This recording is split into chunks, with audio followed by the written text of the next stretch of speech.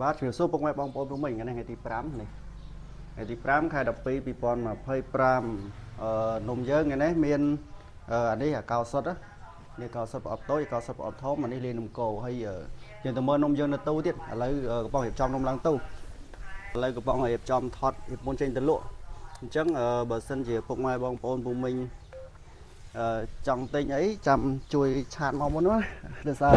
ឥឡូវខ្ញុំកំពុងរៀបចំឡើងទូអញ្ចឹងមុននឹងឡើងថ្ងៃយើងតែងតែថតវីដេអូដើម្បីបង្ហាញថាថ្ងៃហ្នឹងមានលក់អីខ្លះអញ្ចឹងយើងមកមើលនេះរៀងគៀកតិចមកថ្ងៃនេះមានបាក់បិនហើយនំពៀអាកោបាញ់បេវហើយនំកូរអញ្ចឹងបាក់បិននេះគេបាក់បិននិយាយងាយភាសាខ្មែរយើងហ្នឹងដលងដុតនេះបាទអញ្ចឹងយើងមើលមើលនេះដលងដុតធ្វើពីដលងនេះហៅបាក់បិននេះជាប្រភេទ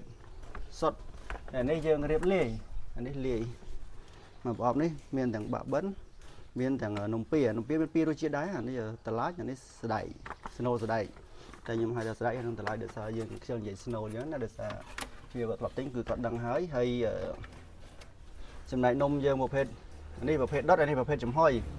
ប្រភេទចំហុយហ្នឹងយើងមានប្រអប់តូចប្រអប់ធំហ្នឹងយើងរៀបលាយគ្នាអញ្ចឹងទៅអានេះជាឈុតគ្រប់មុខអានេះមានលាយទាំងនំកូរទាំងអាកោខ្ទិះទាំងអាកោក្រាបឬក៏គេហៅបាញ់បេវអញ្ចឹងណានេះប្រអប់ធំហើយប្រអប់តូចយើងមានសុតអានេះអាកោសុតលាយនំកូរ